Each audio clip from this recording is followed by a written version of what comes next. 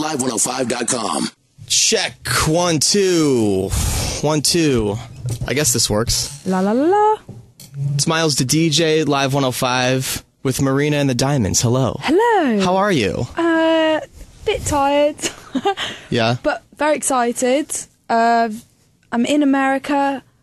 Welcome back. Started my tour last night. So. We missed you here in America. Did you? We did. I did. I don't know about the... yes, everyone in America missed you. I'm one of those people, indeed. Well, thank you. You've been in the Bay Area many times before. You played The Independent on Divisadero Street. I don't know if you remember that or not. Yeah, I do remember. And I think we had you at a club called Pop Scene. That was amazing. Do you remember that? That was my first gig in San Francisco. It was like, when was it? Like somewhere in 2010. I don't remember. It was a very stripped down show, as I remember. Yeah, it was summer of 2010. Yeah? Did you enjoy that?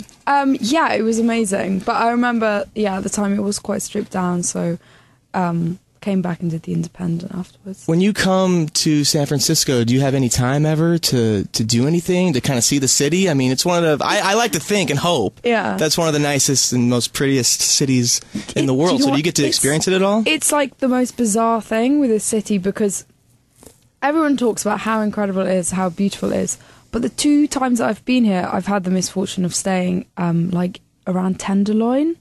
Yes, you don't want to be there. It's so sketchy. Yeah. So I literally haven't seen San Francisco, except for like on the short drives, San Francisco's about 7 by 7 miles, and that one like kind of area, the Tenderloin, is not... That's like the worst one it's like the worst. To experience. There's crackheads on the streets. Don't even turning talk tricks. About it. Yeah. I think I was like staying at the Phoenix Motel, which is kind of legendary. It's a great hotel. Really kitsch. Totally. But yeah, I need to have a day or 2 here. How long are you here for? As usual, it's like you've got to leave as soon as... Like right after the show, you're out of here. Yeah. Okay. Well, that makes me sad, but I'm excited for the show tonight. That'll be a lot of fun. Yeah, it will be really good. The new record is called Electra Hearts. Electra Heart. When you first came to the States, or your first tour, the first record, how did that all kind of help at all inspire this record? Did it? Yeah, hugely, actually. Oh, awesome. It's actually probably more than any other record I'll ever write. Also? In the sense that as I was writing it, as I was touring the first album, every day after the show, before the show, I'd be on the tour bus writing. And so... the music that you write is always influenced by where you are. So if I was traveling in Europe, it would have been quite a different sounding record. So anyway, after I stopped touring here, I then supported Katy Perry for a bit, like 2 or 3 weeks, and then I kind of chose to stay here for like 3 months. Oh wow, okay. And write the record. So it's hard not to be inspired, but I chose to be here because I don't know why. I'm sure it's not just me, but like, American culture really offers a kind of escapism that is not kind of prevalent in British culture. Maybe it's kind of the idea of being disconnected from who you are, and you can kind of imagine. So Twitter and Facebook and all that. Is that what you're talking about, or no, what? Not really. More just like that people don't know you. They don't know who you are, and that's kind of liberating in that you can be anything. And that definitely was like a main component of Sure. Electra. And with this record, though, it's kind of a concept record. Yeah, right? Electra Heart is a fictional character. That makes me happy because she's kind of mean. She's kind of a bitch. Yeah, like I kind of know that girl, and listen to that record. I'm like, oh, like this is bringing back so many terrible memories. No, I was kidding. I was kidding. But I'm not. Sorry. But I am. Yeah. Yeah, I love villains. It's weird because at the time, like I always like to dream up names. They're usually kind of like porn star, drag queen names. Electra Heart is quite like that. Sure. And then I started writing these songs that were kind of removed from what I am, but made sense at the time because I was just having like trouble in my love life, and helped me to escape it. So that's what the basis of the record was. But yeah, I like villains. Villains are interesting and they're good to play. It's kind of a character who isn't afraid to speak her mind or be a little ruthless. A character who doesn't need anyone in love. So it's kind of, it's like a response to being hurt in love, really. Is any of it relatable to you? This record? Yeah, definitely. I mean, I only ask that because it's not really an alter ego. I would assume, right? I mean, this record is kind of spoken from a character that you created. More like, so imagine if like an artist wrote a soap opera, but turned it into a pop album. That's amazing. Yeah, that's what I think it is. And the record's been doing really well so far. It just got released in the States yesterday as we record this, but it's been out since, I think, April or so, and it was #1 in the UK and in Ireland and stuff. I mean, you've been getting a really good response for this record so far, right? I know, and it's top 10 on US iTunes today. I don't know if it'll hold, but it's kind of... After this interview, I think, is really what's going to make it happen. Yeah, it's going to get even Will further. you make that happen? I'm going to do everything in my power to make you as big as I possibly can. Yes. Thank you. That's my purpose in life at this moment, if that's okay. That is absolutely fine with me. Excellent. But it's the highest charting that album I've had so far. So it's very nice. When you set out to make the second record, did you want to make it bigger? Were you hoping for bigger things out of it? Did that kind of...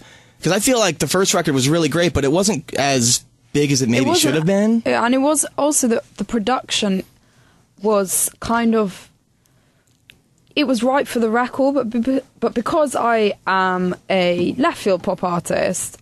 The way in which I write is in a pop way, and when the production doesn't meet the type of song that it should be, it's kind of frustrating. So for this record, I really wanted to have a really finished sounding record. And of course, I dream of being bigger. I love performing to huge audiences because I'm very theatrical, so that suits my identity as an artist. And, you talk about being a pop artist, but you really can appeal to so many different audiences. I mean, this is a rock station right here, for example. It's really weird. And, I mean, it's good and bad because you end up attracting a fan base that isn't really into you because you're, like, on trend. It's more because they're attracted to you because they think you're different. So you get really... big pop fans, and then you get really alternative fans. Totally. I absolutely love that. I mean, you mentioned opening up for Katy Perry, but also you opened up for Coldplay. I know, I'm on tour with Coldplay as well. What was that like? Well, I've got like 4 weeks to go with them, so I've only done 7 dates, but they are... So you're on your club tour now and opening for Coldplay at the same time? Well, no, I've got like the club tour for 2 more weeks, and then I go on the American leg for Coldplay. Are you ever going to stop? No. Is this ever going to stop? No. This is a lifelong thing with Marina and the Diamonds. I mean, I love sitting on the sofa at home, but whenever I'm on tour, I want to be at home. Then when I'm at home, I'm like, I want to be on tour and like not in London. I feel the same way in my own little world when we have when we throw concerts, a Live 105 show. We have a big concert called BFD every year, and there's like 40 artists who play, and I'm usually working on the broadcast or DJing in a tent or something, and when I'm watching an artist or watching a band, I feel like I should be over there working on the broadcast, or I should be doing it over here. Like I can never. I'm kind of the same way. I can never be quite happy with what I'm doing. It's like you feel like you're missing out either way. Yeah, indeed. And why is that? I don't know. I hate that. Like life is just around us. We should just enjoy it. Life is around us. It's happening right now at this moment. It's really cool. I'm jealous of you because you get to perform on the Fillmore stage tonight, which is one of the most beautiful venues I've ever been to. Have you had a chance to look at it yet today? I haven't. No, okay. I haven't. But I've heard that it's pretty legendary. There's chandeliers in the main room. There's dude. Yeah, there's like 7 of them. It's gonna be really, really exciting and really fun. So I'm sorry, you were talking about Coldplay. I asked you about that and what that was like. Oh yeah. Because I've never done that. I've never opened for Coldplay, so I'm curious. I mean, they're a rock band, but they're kind of. The reason that they're so big is that they're so likable. There's no kind of posturing, and they've just got really good. They're very humble. Yeah, they kind of go against the like rock star protocol, which is like you shouldn't give a fuck and all this kind of. Yeah, totally. So it's refreshing actually, and I mean they're just really good songwriters, and that's why they're so popular. They're another band that I guess can kind of appeal to many different artists. Yeah, that's so true. You know? It's so true. Perfect opening act. And maybe one day they'll be opening for you. That's my hope. So, but I'd hope to. I really want to play arenas. I really would love to. Yeah. Yeah. Once I do that, I think in my life I will feel like I'm like at the right level. Well, people are finding Electra Heart right now. It's on iTunes, and after a while, maybe that'll be happening. Yeah. Let's hope. Wow, it's so good to have you in San Francisco right now. I wish you could stay longer, but you can't. How long have you been here for today? 2 hours. Okay. So. And then you have sound check. Oh, actually, I'm missing Are you late? Do you got to go? No, I can talk to you all day. I'm skipping it so I can go and sleep. Oh, are you really? Yeah. You've done this before. You're a professional. I know. How old are you? If something goes wrong tonight, I'll be like, shit, I should have sat and checked. I'm sure you'll be fine. I'm 26. And how many shows have you played so far? In my life? In your life, yeah. I would say about 300. So you're a professional at this point. Yeah, I'm pretty you can skip a sound check or so, you know. Yeah. I think that'll be fine. So what's next for you? I'm recording a video to a song called How to Be a Heartbreaker. I love that song. Oh, thank you. Yes, indeed. Kind of goes back to the whole Electra Heart thing. It does. Like, she's so mean. Yeah, she's so mean. But then the bridge, the breakdown. That's true. And it goes all vulnerable. That's it's true. like, oh, she's a real person with a real heart. Mm-hmm. That's true, I guess. What else am I doing? Lonely Hearts Tour, Coldplay, and touring till the end of the year. Excellent. Mm-hmm. Well, it's so nice to see you. I'm really happy you're able to stop by. Yeah, no, I am too. I didn't know you were a fan. I'm a huge fan. Yeah. Yeah, I was actually DJing at the show at Pop Scene when you were first there. Oh my god. Yeah, really? I'm one of the Pop Scene DJs. Did we actually meet? We met for like very briefly too, and I saw you after the Independent show. Oh well, it's. I came out with Davey from AFI. Do you remember that? Yeah, we were like both huge fans of you. He tweeted me today actually. Did he? Yeah, say hey to him. Is he coming to the show? I don't know. I think he might have come last night to the LA one. Oh yeah, he's in LA a lot now too. Yeah, for sure. It's all coming back to me now. Everyone's a fan of Marina and the Diamonds right now. It's all happening. It's really cool. I'm a fan of this.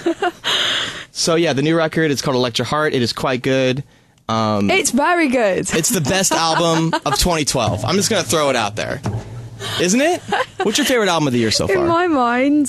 Besides yours. Do you know what? One of my favourite albums at the moment is by, I don't know whether it's pronounced Polissa or Polizia. I know who you're talking about. I think she's from Seattle, or it's like female-fronted band, and it's just incredibly good. I mean, if you buy this, you just won't be disappointed. So buy that and buy the new Marina and the Diamonds. Yeah, buy mine too. And we're all set. Thanks for coming by. Thank you. Live105.com.